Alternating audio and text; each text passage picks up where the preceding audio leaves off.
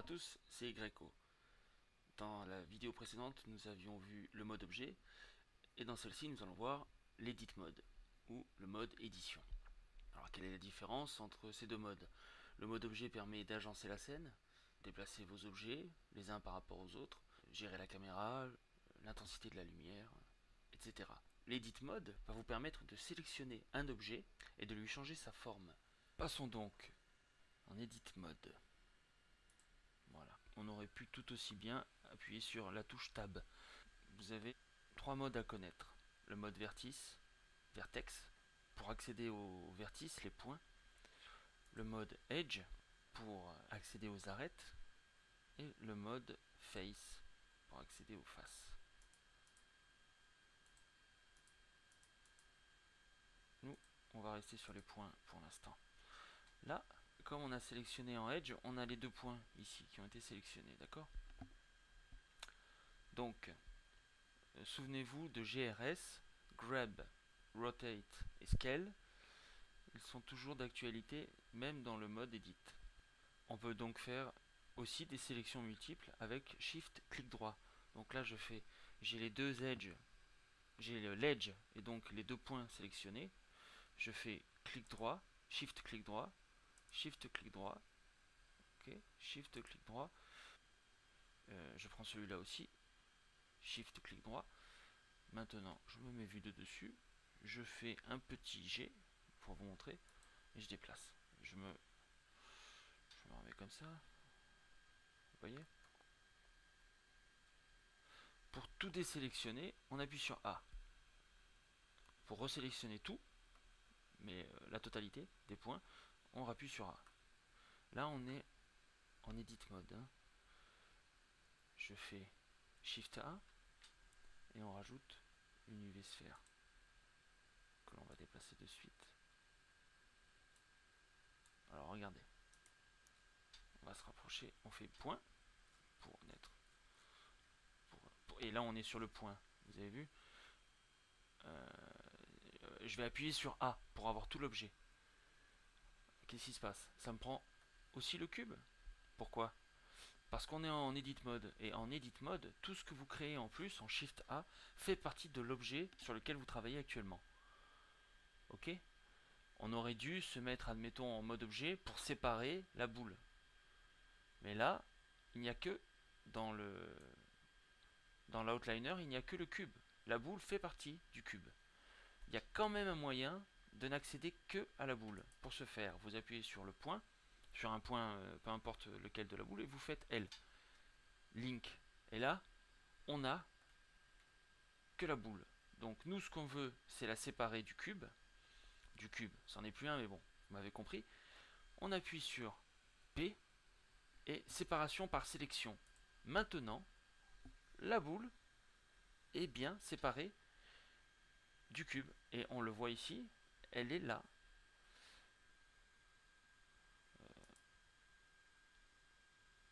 On va la renommer comme ça pour l'instant. On va mettre boule. Voilà. Vous avez vu, elle est bien distincte. Ok. Là, on est revenu en object mode. Mais nous, ce qui nous intéresse, c'est le mode édition. Les sélections. CTRL plus. CTRL moins. Ok. Voilà. Vous avez aussi la sélection rectangulaire. Vous appuyez sur B. Vous faites glisser. Vous relâchez. Vous voulez rajouter quelque chose ici. Vous faites B. Il n'y a pas d'histoire de Shift. Ça sélectionnera en plus. Voilà. Par contre, vous aimeriez en enlever. Vous refaites B, mais là, au lieu de faire le clic gauche, vous faites la molette, le clic du milieu donc. Et vous relâchez. Ok. Vous avez aussi C, les cercles. Et là, vous sélectionnez comme ceci. Donc on grossit le diamètre du cercle à l'aide de la molette. Vous avez vu? Et le milieu, c'est pareil. Et là, ça enlève. D'accord? Je vais vous montrer aussi. On va sélectionner tout ça. Tout ce qu'il y a devant. Pour valider, vous faites Entrée. on déplace. Voilà, ok. Là on se dit bon bah tout a été sélectionné. Entrée. Eh bien non, puisque ce qui était derrière ne l'était pas. Pour que ce soit sélectionné, il faut appuyer sur ce petit icône. Et maintenant, si on refait la même manipulation, ça va nous prendre ce qu'il y a derrière. Ok. Je refais entrer pour sélectionner, pour valider. Voilà. Là on a tout. A pour enlever. Contrairement au delete du mode objet, où il n'y a que le choix d'effacer la boule là par exemple, en edit mode, si je fais X, il me propose beaucoup plus de choses. Là, je sélectionne tous ces points, je fais X, je fais entrer pour valider, je fais X, et maintenant je dis delete vertice. Vous avez vu, ça fait ça. Ça m'enlève tous les points qu'il y avait et les faces qui étaient là. D'accord? Donc si on veut enlever que ça et pas enlever les faces qui touchent les points qu'on efface, on fait X. Et là vous faites face. Là ça enlève vraiment ce que vous avez décidé d'enlever par rapport aux points. Même si vous ne travaillez pas sur les points, vous faites un delete face. Vous verrez ça en expérimentant par vous-même aussi. Hein. Là on se retrouve avec un objet coupé en deux. Eh bien attendez, c'est toujours le même objet. Donc pour sélectionner la deuxième partie, vous pointez la souris dessus et vous rappuyez sur L. Si j'appuie sur le cube pour m'enlever, si je rappuie sur la boule, c'est toujours un seul objet. Ok. Pour dupliquer, c'est toujours Shift plus D. Ok. Donc on va faire Shift D. Voilà. Mais on peut aussi faire Alt D. On va le faire de suite. On va faire Alt D. On déplace, on relâche. Vous avez vu? On a ces trois objets. Voilà. Je fais un scale. Ok. On va le rapetisser. Si maintenant je sélectionne, on repasse en mode objet. Je sélectionne cet objet. Je refais tab. Et d'ailleurs, vous le voyez, les deux ont été sélectionnés.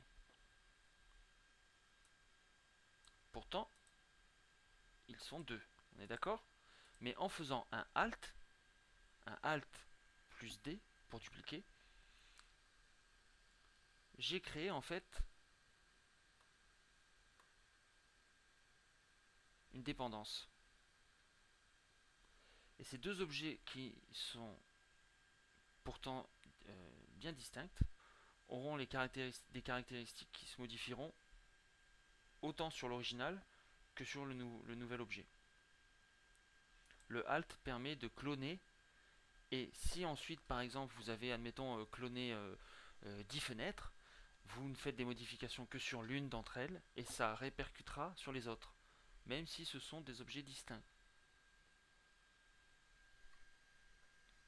Bon, maintenant on va voir alors le raccourci E qui permet d'extruder. Donc je sélectionne C, je rapetisse, ok, je fais entrée, je fais E et je déplace. E pour extrude. C'est horrible hein, ce que je fais, mais je vous montre juste. Bon allez, on va le faire. On va faire quelque chose d'un peu plus propre. Je prends un point, CTRL plus, je fais E. Vous avez vu? Ça m'a pris Z. Okay. Voilà. Je reprends ce point. Je vais faire ça. Voilà. Bon, là j'ai juste fait un petit grappe. Bon, E c'est l'extrude. C'est-à-dire que on va passer en mode face. Je prends, admettons, juste clic 3. Je fais E.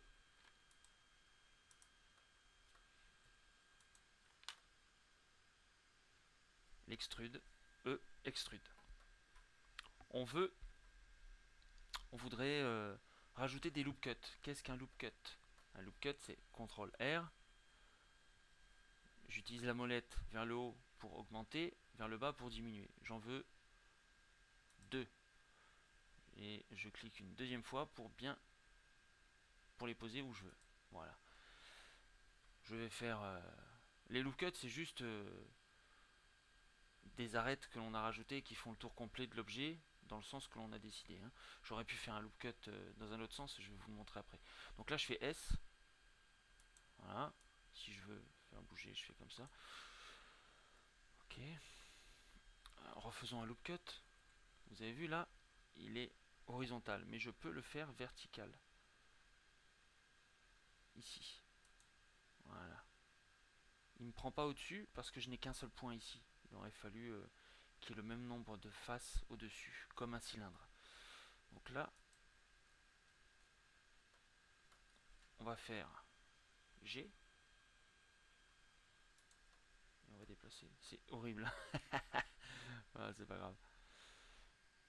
Là, on a vu CTRL R pour créer des loop cuts. On va en créer un plus propre ici. Voilà. Voilà, on le met ici, on fait S, par exemple, on aurait pu faire S vers l'intérieur. Vous voyez.